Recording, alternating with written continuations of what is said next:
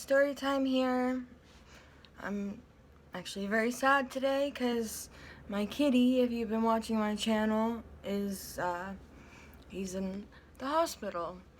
Uh, I guess he had like crystals in his bladder and it got blocked, and I got him there just in time. I woke up at 7 in the morning to him like screaming and he couldn't move.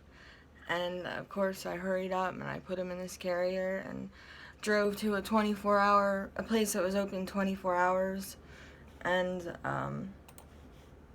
I've already paid $800 and I still have at least that much, plus maybe even double that probably to go. But I told them that I love that cat, and I'd be out there robbing banks right now. I would. I'd be out there sizing you up, see if I can mug you. I'm just kidding. I can actually smile today because yesterday I really didn't know if he was going to make it. And they said that it looks like through his blood work that his renal values, they call it. I was a vet tech, so I know what I'm talking about, and I don't want to talk in too big of terms. But his renal values are up. So it looks like he's going to make it. They just aren't quite sure of how much damage there is yet. They want the values to go up more, so he'll be in the hospital for at least another day or two. He's getting his like bladder flushed out he has like a urinary catheter in him, and he's in like a little kitty coma, I guess. They put him in that. He's not stuck like that. So he just has to be like that because he's, an Asian leopard. He loves me and I can hold him, but they said they had to double dose him just to get him to calm down enough, and it didn't even knock him out to like do stuff. So, but that's part of where my cost comes in. But I can be a little bit happier about it today because I knew 2 days ago. I told my boyfriend, I said, I was sitting with him outside, and I said, something's wrong with Phoenix, I said, he hasn't been coming to me as much when I come home. He's always there. I said, when I sit and I drink coffee in the morning on the couch, he won't sit on my lap. Sometimes he doesn't come to me at all.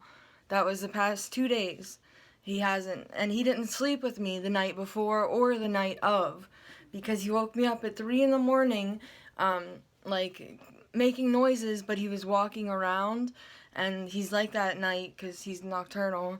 But so I didn't expect anything. I filled up his food bowl because I thought that's why he was mad, because he makes this, like, it sounds like a crying baby noise. It doesn't sound like a cat noise you'd really expect. But and then I got woken up at about 6 to 7 a.m. with him like really screaming just one after another, and I found him somewhere he never sleeps, just couldn't move. And I was like, I knew it was fucked up when I couldn't even, like, when he wouldn't even get up and walk to me when I said something. I just instantly knew something was wrong, and I had that gut feeling days before. So but yeah, I think he'll be fine. I'm having a much better feeling now, and I call it like my witch powers. Like, I always know, like, I've always known when people were about to die. I wake up when they die. Humans that have died wake me up out of my sleep in the night, and I wake up like gasping. I've done that twice. I've went on a trip. I was supposed to stay there for a week. And I actually was there one day. My sister had a baby, and I woke up the next morning, and I just instantly had a feeling of dread. And I was like, I have to leave. I was like, something is wrong at home. My 2 cats were alone, which includes Phoenix, and I had another cat named Rez, who's older, was older back then. But I was like, something's wrong. Very next day, I was only with her one night after she had a baby, and she was pissed that I had to leave. Everyone was pissed. They like thought I was like just like, being an asshole or something. But I hurried home. It took me like an hour and a half-ish to get home. and I get home, and I had a body mirror, like, on the wall, you know, and it had somehow fallen off the wall, or I don't know, they were messing with it, and Phoenix, the one that's in the hospital right now, had his whole forearm skinned. Luckily, he would have been dead otherwise, but it didn't hit any of his, it cut through a ligament a little bit, but it didn't hit any veins, none at all. Missed his artery by millimeters. It just like skinned his arm down. It just was like all you could see is muscle and the flap of skin hanging down. And I was like horrified, of course, so I got him to the vet right away. And I was working at a vet place back then, so I just took him right into where I work, and, you know, we got the lidocaine, and then we stitched him up, and he was good. So that was a nice and easy one, but he hasn't had any problems since then. But like I said, I know. I know when something's gonna happen to people I love, or, you know, like, that cat's my baby, so I always know. I knew days ahead of time, too. It's just a feeling of, like, dread. I don't even know how to describe it. It's like this feeling of dread directed at somebody or something, and I don't know. It's something you can't ignore. Like, you can't just, like, go about your day. You're gonna constantly think about it and think about it.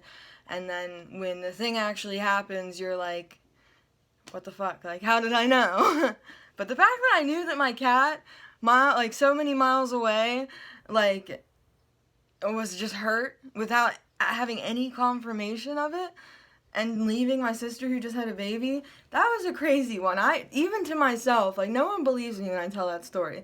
That's some crazy, like, witch shit, but I guess I got it. I don't know. It's just, like, intuition or whatever, but when somebody I love gets hurt, I know. Believe me. I even woke up when my friend died. She actually OD'd, and I didn't really know she was back into doing anything like that. And we'd been close in the end, but she moved to Pittsburgh, which is like 2 hours-ish away from me, so I wasn't seeing her a whole lot, but I saw her the day before, and I just so happened to see her in town, like at Giant Eagle.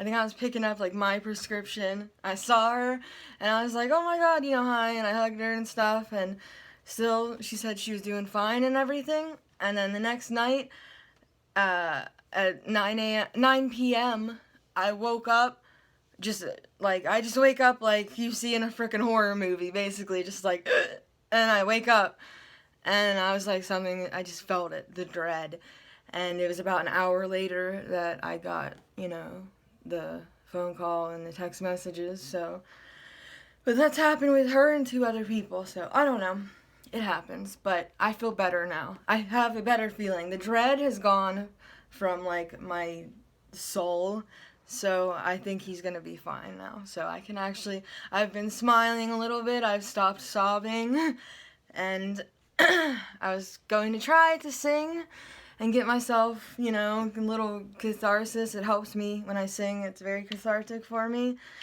But I got on a whole tangent there, so hope you enjoyed that. But, I don't know, maybe, I was gonna sing this song, so I'll just still try it, I guess, but I don't know how much enthusiasm I'm gonna be able to put into it. You know, it's the whole, like, I'm smiling with my mouth, but not my eyes type of deal. I can see it when I look at myself. But anyway, let me try it, and it is Back to Black by Amy Winehouse. And anyway, my channel is called Storytime, so I did give you a story, right? 8 minutes of it. I'll have to put in the description, so, like, if you don't want to hear me, and you want me to shut the fuck up, tune in at 9:20, 9:30. Alright, anyway, let's do it. I'm doing acapella first, because I feel like it. Okay. He left no time to regret, kept his dick wet with his same old safe bet. Me and my head high my tears dry. Get on without my guy. You went back to what you knew, so far removed from all that we've been through.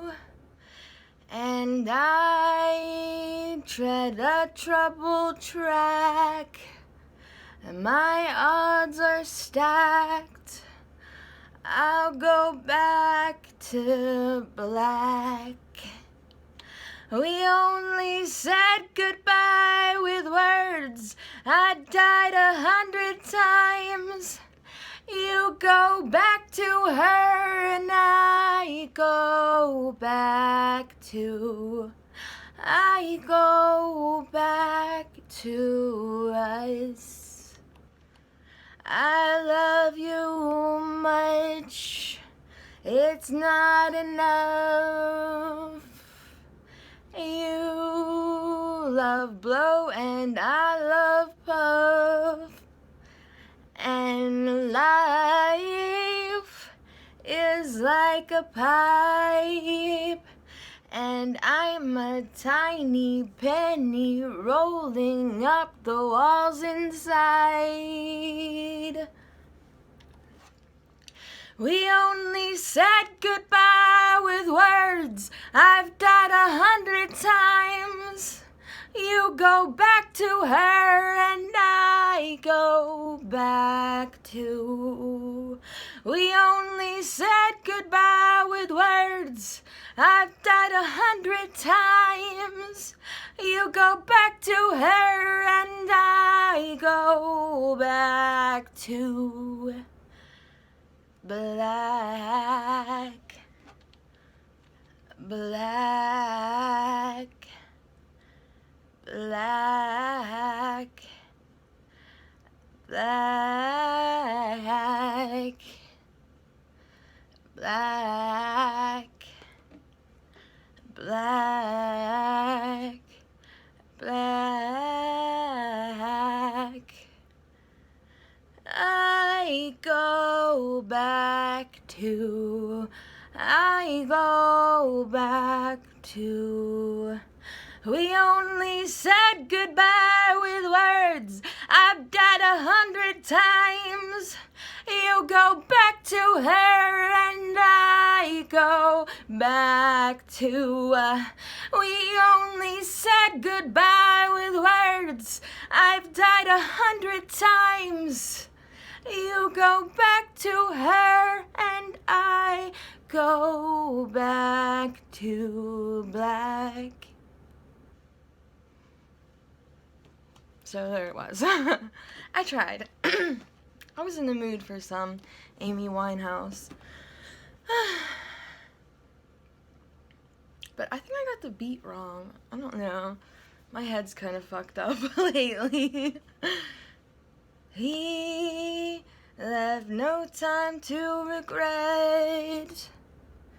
Kept his dick wet with his same old safe bet.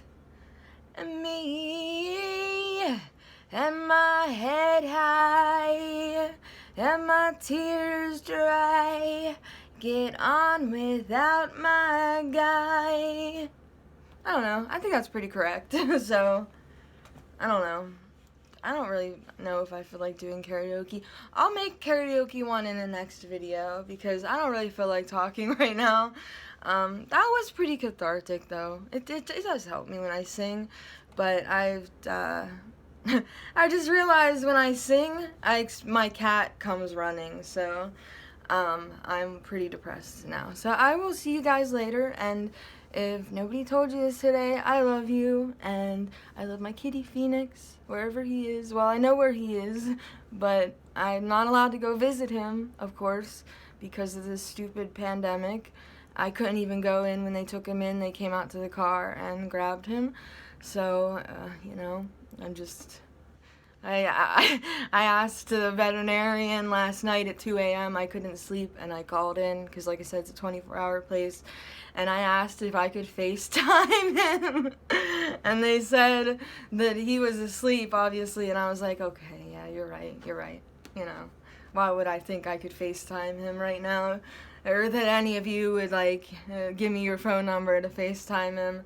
But she was like, maybe tomorrow if it's like slow and at a certain time, because I said, how are you going to get him to eat? Like, I know you have to wake him up to make him eat, I'm sure. He doesn't have a stomach tube in, you know. Maybe they'll put one just down his nose or his mouth, but that's hard, you know. Intubating into the stomach is a little bit different. But, you know, so maybe they will do that since he's just like kind of in a coma, because he's in a medical coma. They can reverse it, you know. It's technically an antidote or reversal, but if he might not want to eat, you know. So I was like, I could like come in with like a mask and like gloves and stuff, and they were like, let's just wait and see. I was like, but I'm ready to come see my cat now. And she was like, I know. She's like, well, let me call you back. I'm waiting on a call for them now. They said they call me at 12.